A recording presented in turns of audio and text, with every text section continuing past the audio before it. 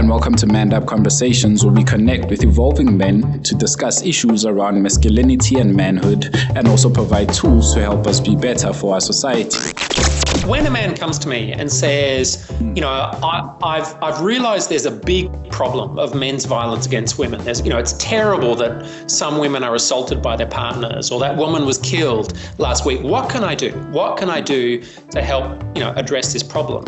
I would say to him that the first thing that man can do is look at his own life, his own relationship, and put his house in order.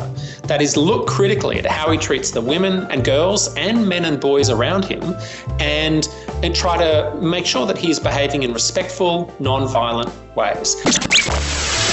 Welcome to another episode of Manned Up Conversations.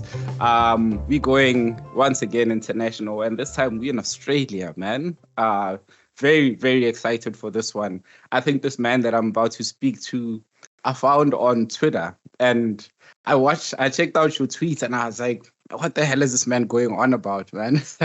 and for some reason I was like, okay, let me just follow and actually read, because it's never nice to hear about the sort of bad stuff or the abuse that men perpetrate against women, right? We want to get defensive about it a lot of times. We want to write it off as just, here's another guy telling men to behave, right? But then once you start reading this man's work, you get to learn a lot, or at least I got to learn a lot. And we want to just share some of his insights in this conversation. And of course, I'm talking to Professor Michael Flood, man. Welcome to Manned Up Conversations. Thank you very much. Great to be here. Yes, sir. Yes, sir.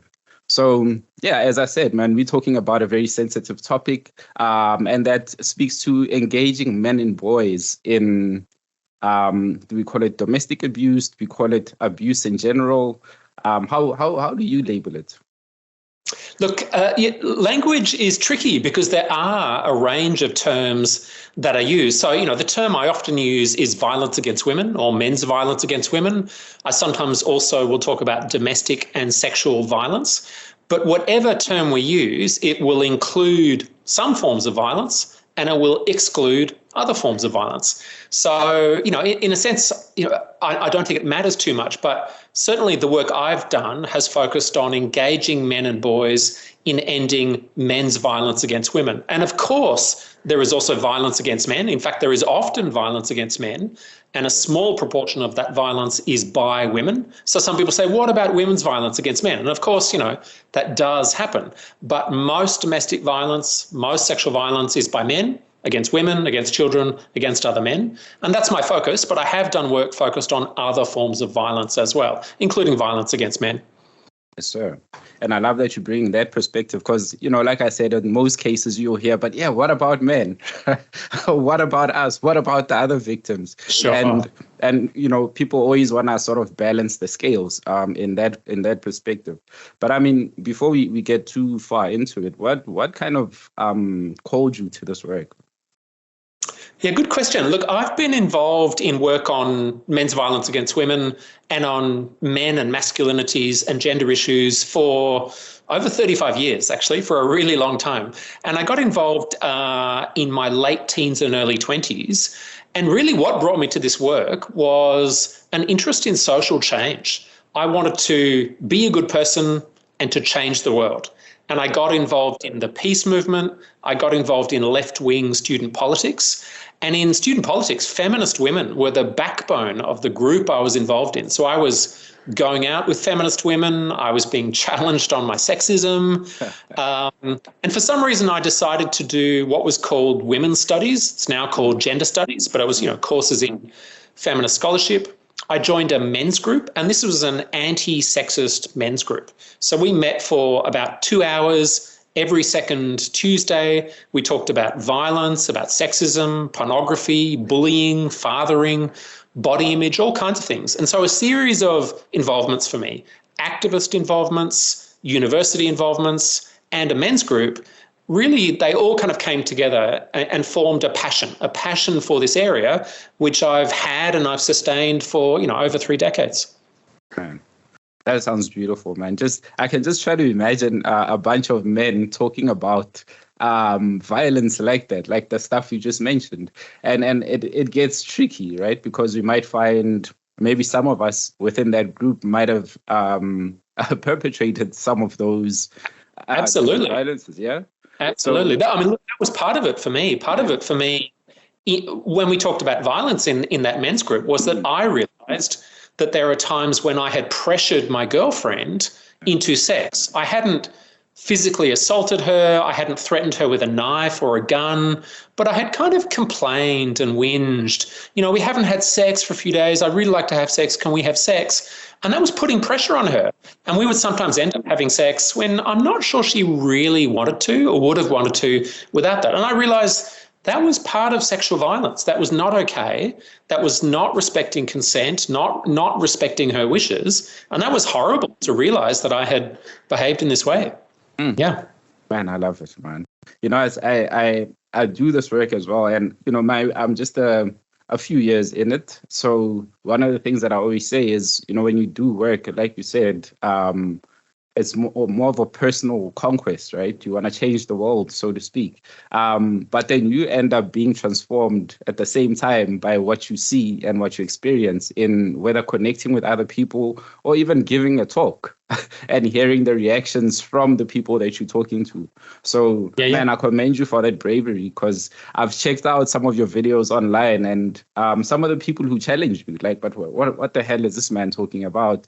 And you respond with such courtesy to actually invite people to read some of your work. And if you want to have a conversation, then let's do it, So yeah, this just for me to honor you for being able to do that and not responding with the violence or the arrogance that we usually see from some of the people on social media. That's very kind. Thank you. Look, and I don't get it, or I don't get it right sometimes. Sometimes it's, I feel frustrated or I feel angry or I don't respond as constructively as I could, but that's certainly my ideal. My ideal is that we talk to each other in respectful and constructive ways, and we build a conversation rather than, shouting at each other or insulting each other, which is so common on social media. Man.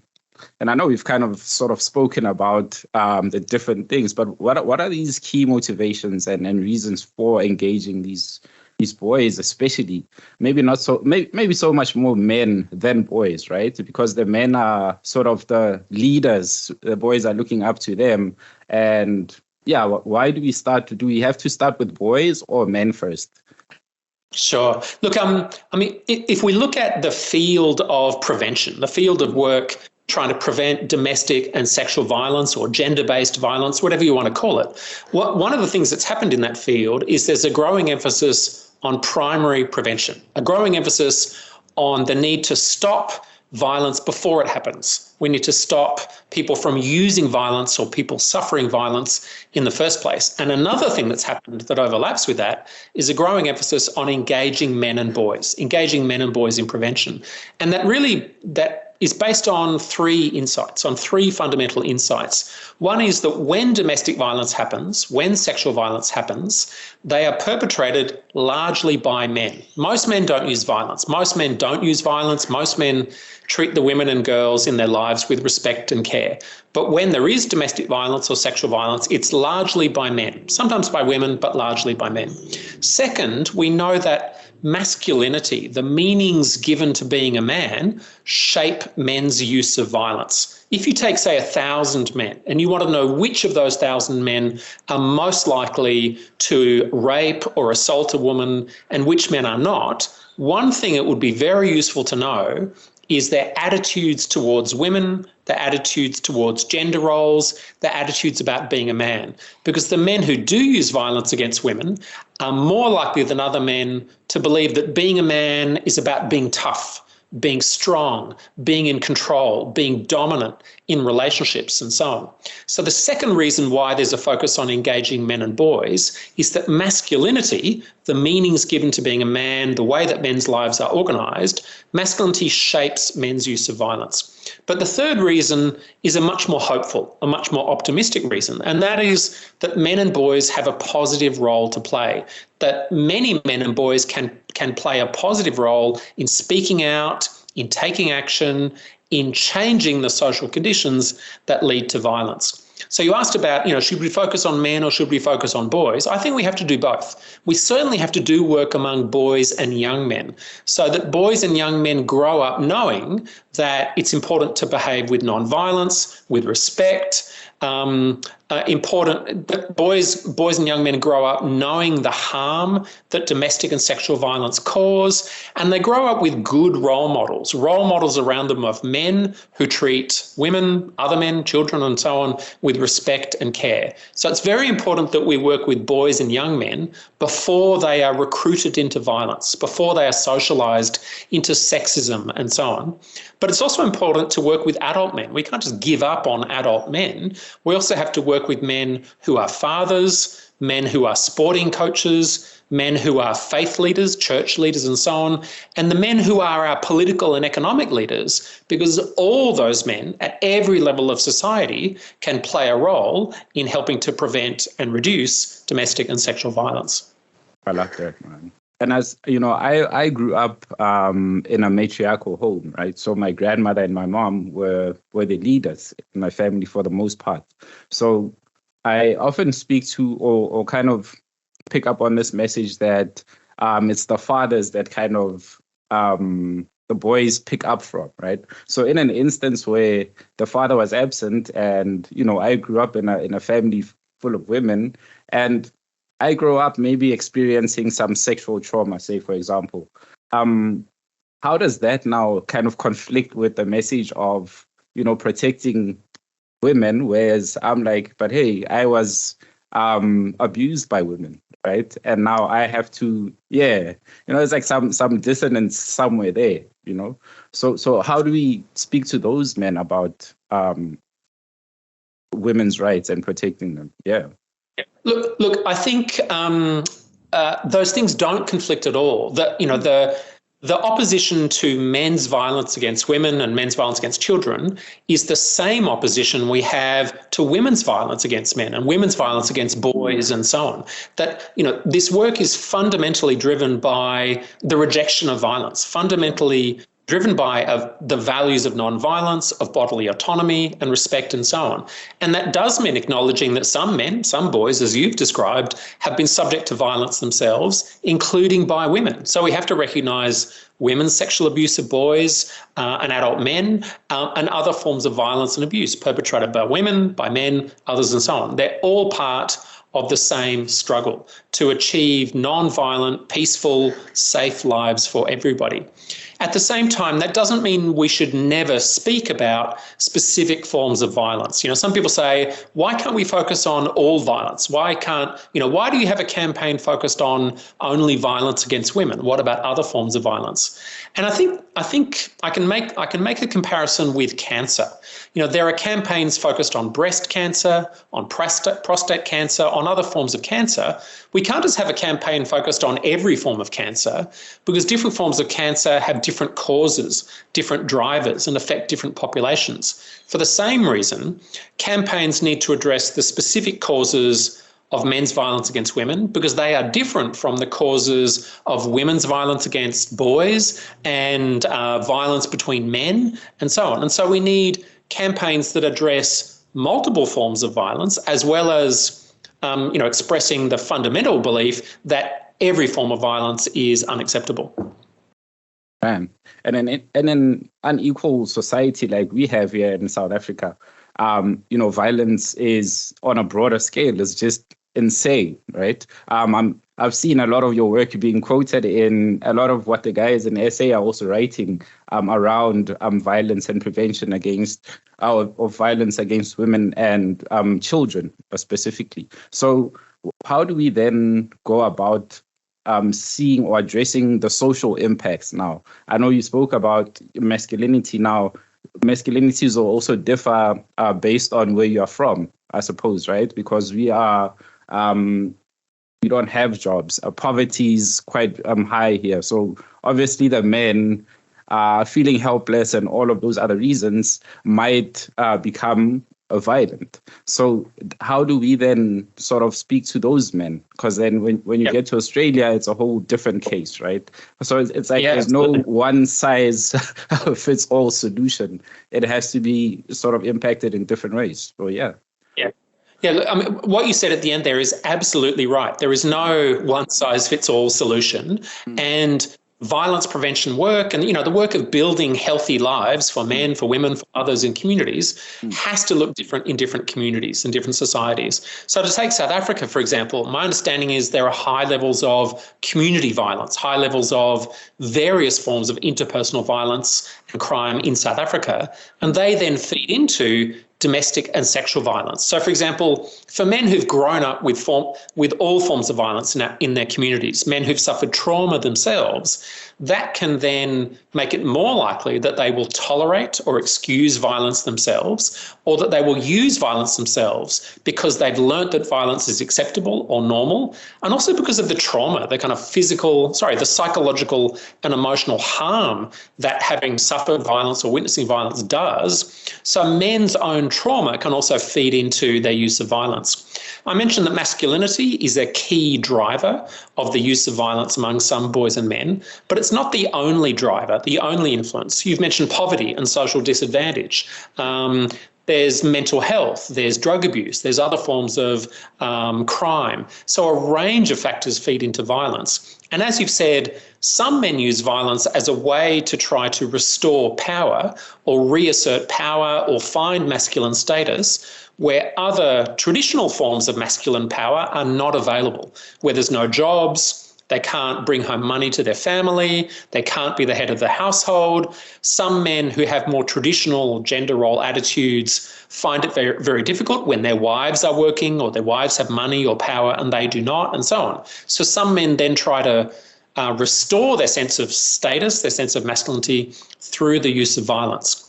So wherever the work with men and boys happens, whether it's in South Africa or Australia or other countries, it has to be aware of the conditions of men's lives. And the conditions of men's lives look very different in different countries. And even within the one country, they look very different.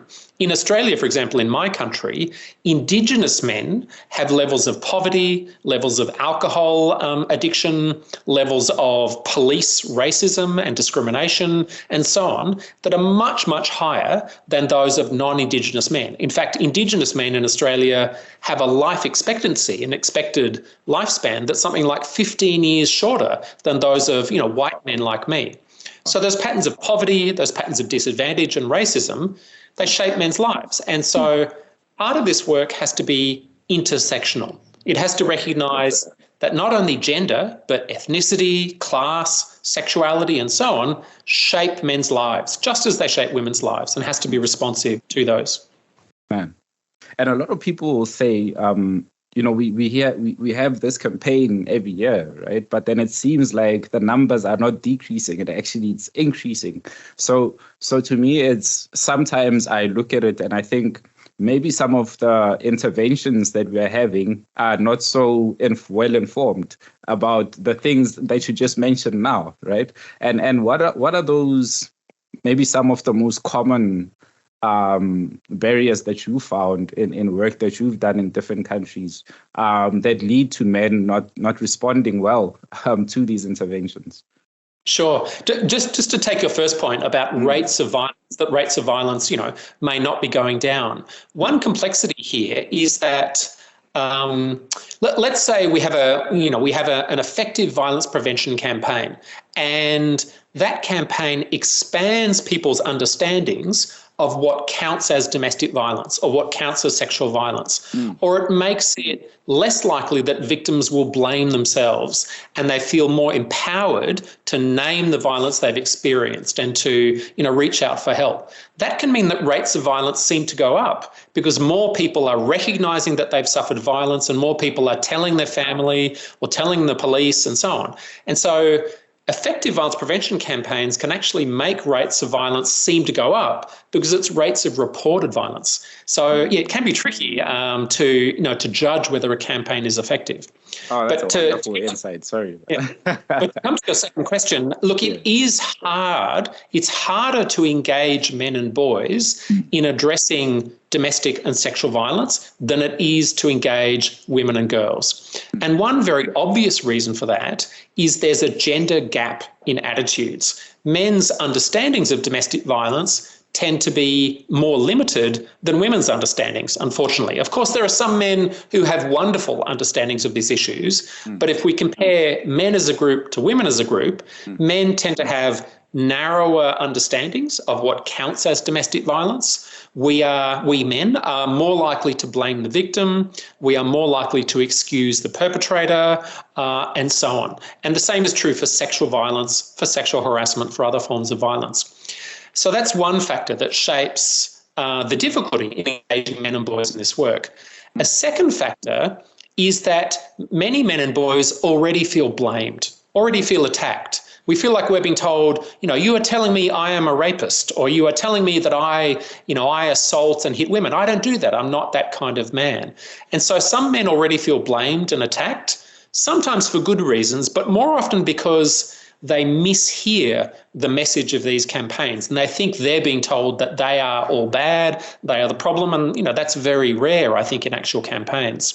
A third reason why it can be hard to engage men is because often we overestimate other men's support for domestic and sexual violence, their tolerance for domestic and sexual violence. So let's say there are 6 men who are at a bar or at a pub, and they're drinking alcohol, and one of those 6 men makes a joke about rape or sexual assault, a joke that implies that a woman has asked to be raped or deserves to be raped.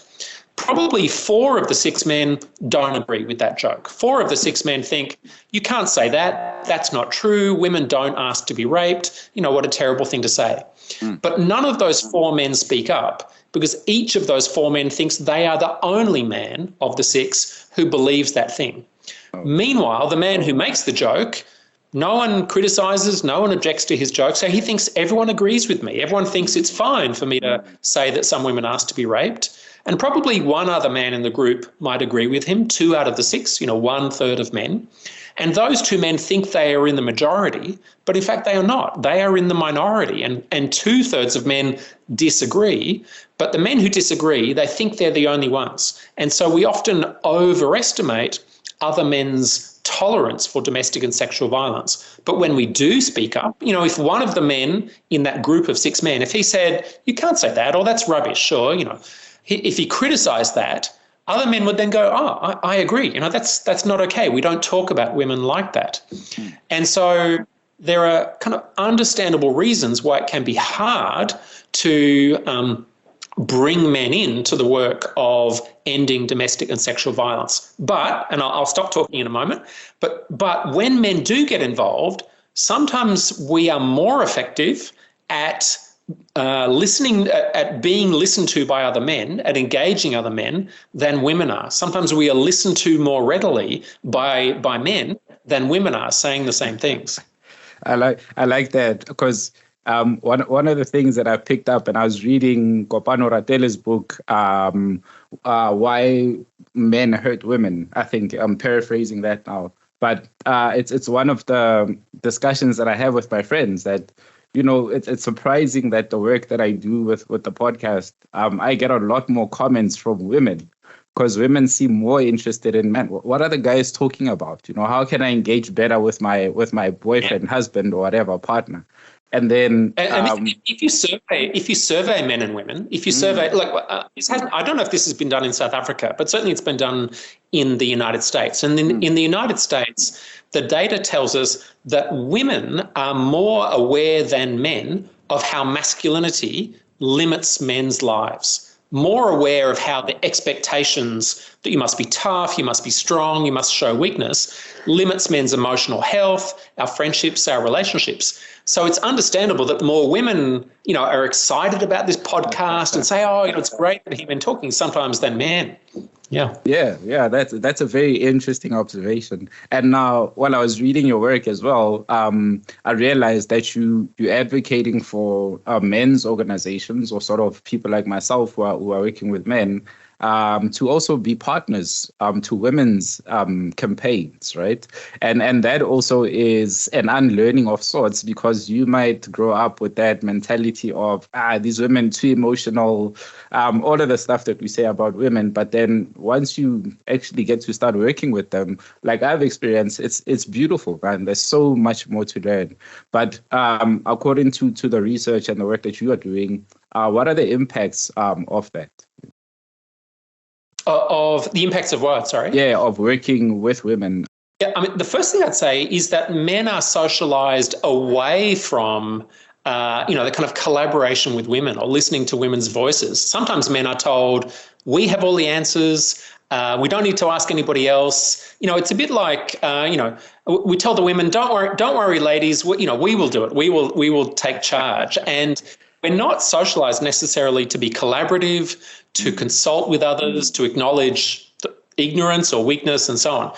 But when men actually get involved in this work and start to, work with women in collaboration, it's powerful politically, powerful for social change, but it's also powerful personally. And so to speak personally, for me, becoming involved in men's anti-violence work and in the work of, building healthy masculinities, building healthier lives for men and boys, has been enormously personally beneficial.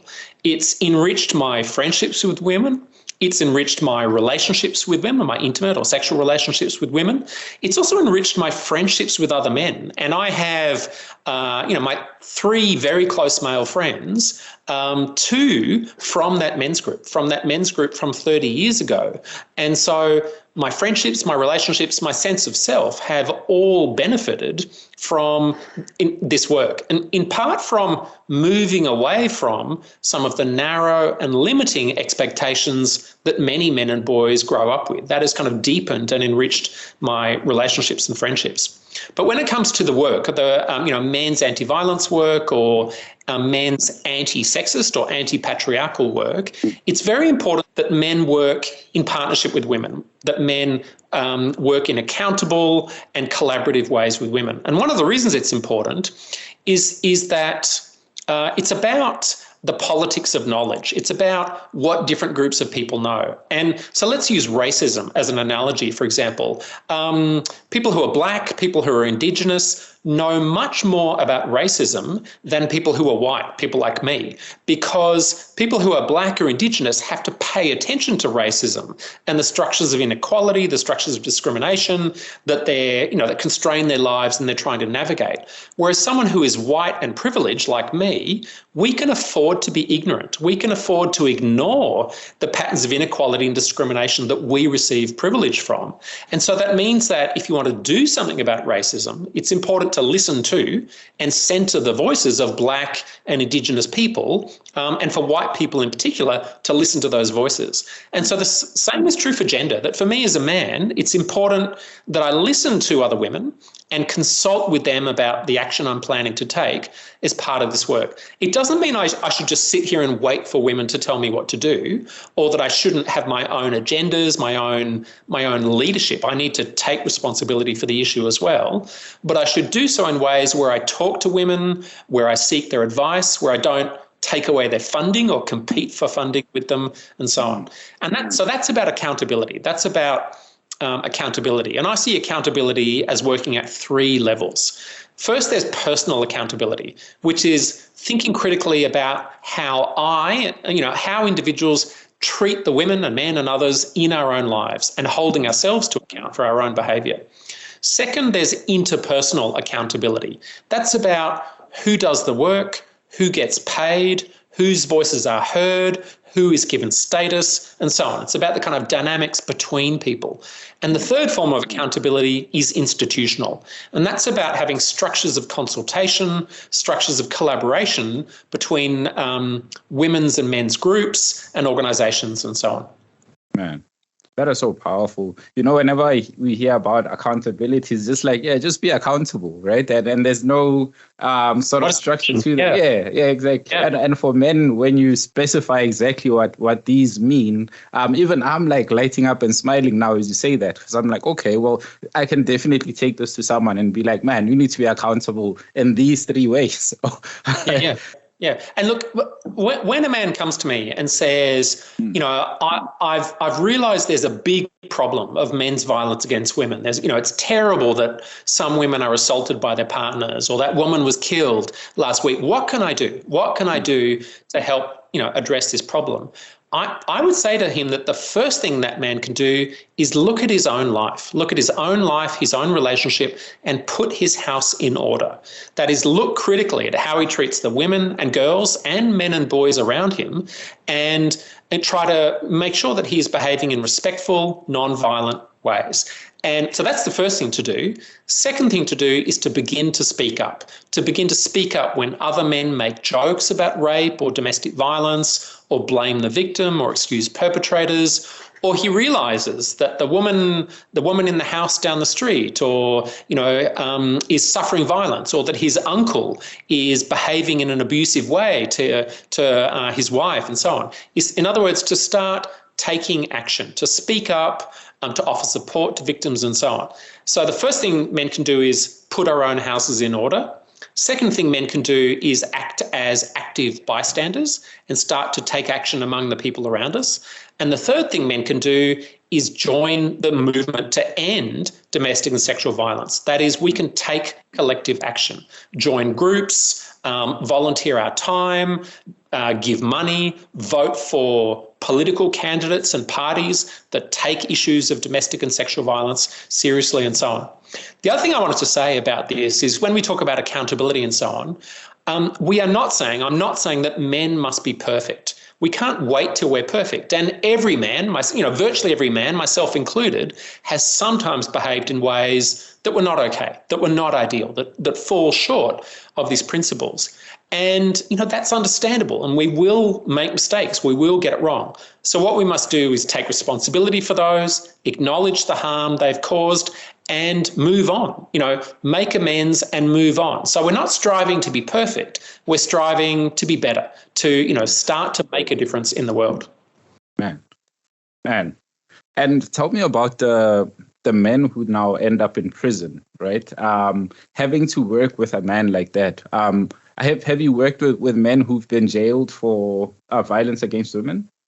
No, I haven't. I have friends and colleagues who do, though. And look, it's certainly some of the hardest work, because the men who've ended up in prison often have lengthier histories of violence, of domestic or sexual violence, and often involvements in multiple forms of violence and crime. In fact, in my country, about 1% of the people who use domestic and sexual violence ever go to court. Most perpetrators never are arrested, never convicted, never jailed. Most perpetrators are, you know, freely walking the streets. But a small percentage of men, and it tends to be much more likely to be the poor or Indigenous men than other men, do end up in jail. And jail is a terrible place to learn non-violence, because in fact in jail, you know, men often suffer further brutalisation, and there are, you know, rigid formal and informal hierarchies. You know, jails in most countries, at least, are not places of reform, places of rehabilitation. But the work with men in jail is very powerful, and there are some inspiring examples where effective educators and facilitators and programs have been able to foster non-violence and respect among men in jail, you know, forming critical reflection and discussion groups, forming reading groups, and so on, where through formal programs or informal activities, men can make change, so that in jail and when they leave jail, they're more likely to then live in non-violent, healthy ways. But absolutely, that is tough work.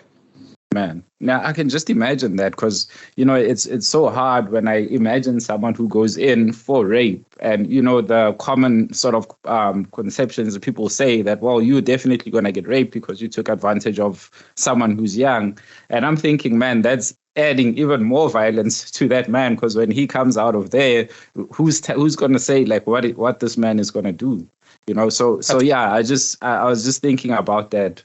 As you were speaking, that just came to me. But we are in the process now, and part of this when I started the podcast is I wanted to just have conversations just so I know and understand the lay of the land. And now I'm starting to go out and do public interventions and speak to people. So one of the things that we're planning to do in December is organize a bunch of men in my community, just a small group of men, to start talking about some of the crime, violence, and stuff that we're witnessing. And one thing that came up was, well, how do we then invite women to the space? Will they be keen to come through? And I mean, listening to what we were just speaking about now, I'm like, of course they're going to come through because they are interested, they want to know more, and we probably want to hear their side of the story as well. But for men, organizations who are thinking of organizing stuff like that, what are some of the sort of key things maybe they should have in place, for such spaces? Yeah, that's a great question. And look, I don't know the advocacy and prevention work that goes on in South Africa very well, but I do know that there are some really impressive organisations and initiatives in South Africa. So I think, for example, of Sonke Gender Justice. I hear very good things about Sonke Gender Justice as an organisation, and an organisation that is built very much on collaboration between women's rights organisations and men working in this space, and so an organisation that has strong principles of feminism, of social justice, and that has had, I think, some very impressive programs aimed at men and boys, aimed at building men's and boys' positive roles in ending violence against women and so on. And there's campaigns, I think, of like One Man Can. And One Man Can, as I understand it, is a campaign that addresses violence, but also addresses HIV and encourages men to play positive roles in protecting themselves and others against HIV transmission, in caring for those living with HIV/AIDS and so on. So while I don't know the scene in South Africa very well, I think there are some very inspiring initiatives that do exactly what you're describing. But for individual men and men's organisations that are thinking about, an event or a campaign or work in South Africa, I would say reach out to relevant women's and women's rights organisations and share your plans with them and ask for their advice, ask for their guidance, and see if you can establish ongoing and mutually supportive relationships with those organisations. And of course, that will involve doing some of the work yourself. What are your principles? What are the values that motivate your work? What will you do about men who want to get involved in your campaign but have used violence, for example? Now, I think that men who have histories of violence can be effective anti-violence advocates, but they must have taken responsibility for their violence. They must have made amends for their violence. They must speak about it in ways that are not victim blaming, that are not minimising, and so on. And the violence can't have been yesterday. It can't have been last week. It needs to have been historical violence. But I don't think that the only men who can play a role are men who've never behaved, in a poor or sexist or abusive way. There are very few such men, and I think that's not a reasonable standard. So I think thinking about those issues is important. And in terms of how you will be received, how men will be received by women and women's rights organisations, my experience is that there are contrasting responses. That some women respond with, "It's so wonderful that you're doing this. It's fantastic that there are men like you. I wish there were so many more men like you." Lots and lots of praise and attention. And that's understandable, given that the numbers of men who take action to end violence against women is pretty small. And so when a man does do that, he sometimes gets lots of praise and attention, much more praise and attention than women who've been doing the work for a very long time. And, when I get that praise or attention, what I try to do is to acknowledge women's leadership and acknowledge the work and leadership of women that has led to me also being part of this. And sometimes to literally give the microphone to women, to amplify women's voices and women's leadership. So that's one response that you and other men may get. The other response you may get is, "Who the hell are you? What are you doing here? We don't trust you." So a kind of distrust or hostility or suspicion. And that's understandable too, because sometimes men have tried to take over, or haven't listened to women, and so on. And so I think some women still feel bruised by that.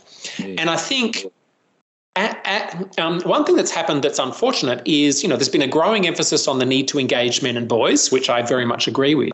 But that's meant that some women's groups and organisations now feel under pressure to include men and boys in their work. They get the message that you can't be focused on women anymore. You can't be women only or women focused in your programming. And I think that's wrong. I think there should be women focused and women only programs alongside programs that are mixed gender or that engage men and boys. And so sometimes women's voices, women's programs have been pushed aside. I'm not sure in South Africa, but certainly in some countries.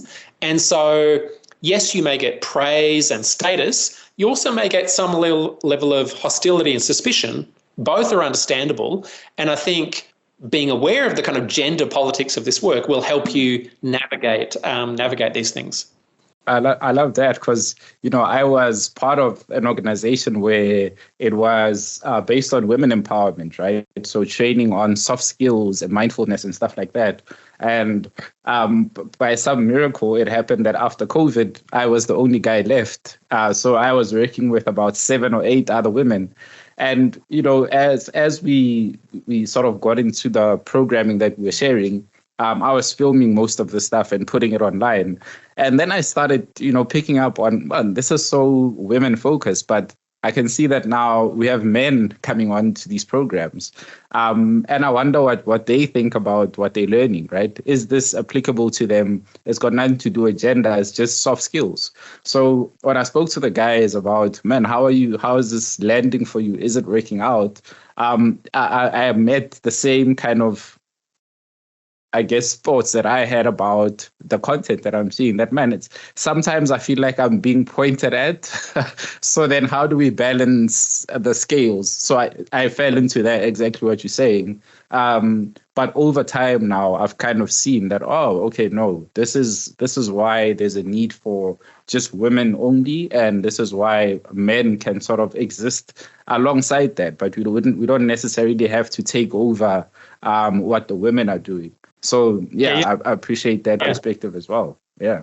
And to reach men and boys, to bring men and boys into this work, you will need forms of language and messaging and so on that are different from what's been tried before because, men may not respond very well to the kind of programming or messaging that's been historically aimed at women. And also men may just not be, you just may not reach men that way. So, for example, some programs aimed at men and boys go to where men and boys are. They go to sporting clubs or they go to fathers groups or they go to places where men drink and socialise and, hang out together. And some programs also use messengers, use male speakers and advocates or well-known men to appeal to those men. And again, there's good and bad there. It's great to use men that will be seen as credible, that will be seen as authoritative or likable and so on to bring men in. But you have to make sure that the men you're using as messengers also know what they're talking about, that they're not speaking superficially or hypocritically. And you also have to make sure that you're not just using mainstream men because of course, men are diverse. There are gay and bisexual and trans men. There are men of different religious faiths. There are men who are disabled and so on. And again, we need a diversity of messengers, of male role models to reach that diversity of men as well. But so there is a challenge of how we reach and engage men. And I've said briefly, we have to think about the messages, the messengers, and the settings where we reach men and boys. And I mean, the other part is you spoke about institutions taking accountability. So one of the key ones, or two of the key ones that I picked up on, because I'm in the media space, I think it's quite a wonderful tool to reach men, right? And also schools, man, because there's this growing sort of perception and reports as well that boys are falling behind in school. So I kind of feel like that's not only in education, but also in just humanness, like human being, human beingness, if I may call it that. Yeah, right? Yeah. So how can then we use those spaces? Yeah, look, absolutely. I think that's absolutely right, that those spaces, those settings are critical ones to reach men. So schools are a very important one. And in Australia, for example, there is a growing range of programs, of curricula that are aimed at healthy masculinities. That's the phrase that's used, healthy masculinities or positive masculinities. And what that means often is having content on messages about being a man. You know, what kind of messages did you get from your father or from other men or from the media about being a man? What was good about those messages and what is limiting about those messages? So in other words, in schools in Australia at least, and I think in the US as well, there is a growing effort to engage men and boys in thinking about gender, stereotypes, gender roles and so on. And sometimes that is part of broader violence prevention programs, so respectful relationships or healthy relationships programs. Sometimes it's part of sexuality education. Sometimes it's part of classes on media literacy, on media and what we learn from the media and so on. But I see that as very productive. In the same way, another institution that can play a role is family and parenting services, because we know that when men become fathers, often the patterns of power and the patterns of work between them and their female partners, their wives or their female partners, change. And in many heterosexual couples, many male-female couples, often, because the husband earns more money, he's paid more money than the wife often, they decide that she will stay home and look after the children and he will continue in paid work. And so you get an inequality that is new, where the relationship was like this, and then it goes like that in terms of the patterns of work, the patterns of money, and so on. And so having programs for men at the time when they become parents, so new parenting programs, are again an important way to encourage respect and communication and non-violence, among men and women. Other settings include the church and faith institutions, but also the military and the government, because we know that the military, so the Army, Navy, Air Force, and the government are often some of the most male-dominated institutions in society, and sometimes they are the places where men receive the most rigid and narrow and damaging messages about being a man, you can possibly imagine. And so we also need to hold our political leaders and our military leaders to account so that they are not reinforcing rigid and damaging models of how to be a man in their work. It's sort of like a hyper masculinity almost, right? Very much so. Yeah, absolutely. Yeah. And I mean, in the same breath is one of the, can I call it a criticism, or I have someone who follows our work quite religiously, and he's asked me this quite a lot, is what's your understanding of feminism, right? And I am like, I'm a bit on the fence about it because of the feminists that we are seeing now, sort of the hyper-feminism, if you want to call it that, or the very extreme guys who are just maybe not understanding some of the literature that's out. You going in with your own personal biases, and then you miss some of the points that I guess the first wave of feminists were trying to do. So what can we do, man, for ourselves just to get into understanding feminism? Is it about reading books? Is it about engaging with women more? How do we get men to kind of take in the message around feminism? Yeah. Yeah, great question. And look, I do think part of this work is popularizing and translating feminism. So whether it's through TikTok or YouTube or the written word through, books and articles and so on, I think part of our work is disseminating to men accessible, meaningful accounts of feminism, because what many men encounter, and in fact women too often encounter, is highly inaccurate, stereotyped and hostile representations of feminism. Whereas, I think I was lucky enough to have studied feminist theory at university and to have been around feminist women, as girlfriends, as friends, as colleagues, for a long time. And so I think, I've been exposed to, a range of forms of feminism, and I think a really kind of productive, energetic, even radical form of feminism that I think has really motivated and inspired me. And I am pleased to say, though, that most of the work with men and boys around the world is feminist informed, is shaped by feminism. And sometimes it's not called feminist. Sometimes it's called gender transformative. And this phrase gender transformative increasingly has become a standard for work with men and boys. And to be gender transformative is to try to transform gender roles, gender relations, and gender structures towards equality. So it's transforming gender inequalities. But as far as I can tell, that's what feminism is. So, you know, gender transformative and feminist really mean the same thing. And I wonder whether people are avoiding the word feminist because some governments, some religious groups, you know, don't like the F word, you know, or funding bodies. You know, we can't use the F word, funding bodies and so on. But I think gender transformative and feminist mean the same thing. But I think popularising feminism and challenging some of the rigid and inaccurate stereotypes about feminism should be part of this work. Yeah. And for me, you know, I use the written word. I really like the written word. I don't listen to podcasts or YouTube, but I know that most people are different. Most people, you know, like audio, like video and so on. And so I think finding good TikToks, good YouTube channels, other things that can provide accessible and constructive accounts of feminism, I think is very useful. I mean, just off the top now, maybe do you have like your go-to sort of books that you could recommend maybe for some of us? Wow, good question. Look, for men doing this work, I think it's important to read feminist theory, but I think it's also good to read books that are aimed at men and boys about their kind of relationships to feminism. Now, I wish I'd known you were going to ask me this question. I could, you know, I could have a list for me. I don't have a list, but I actually have put together a bibliography online on men and masculinities. And this bibliography is called the Men's Bibliography.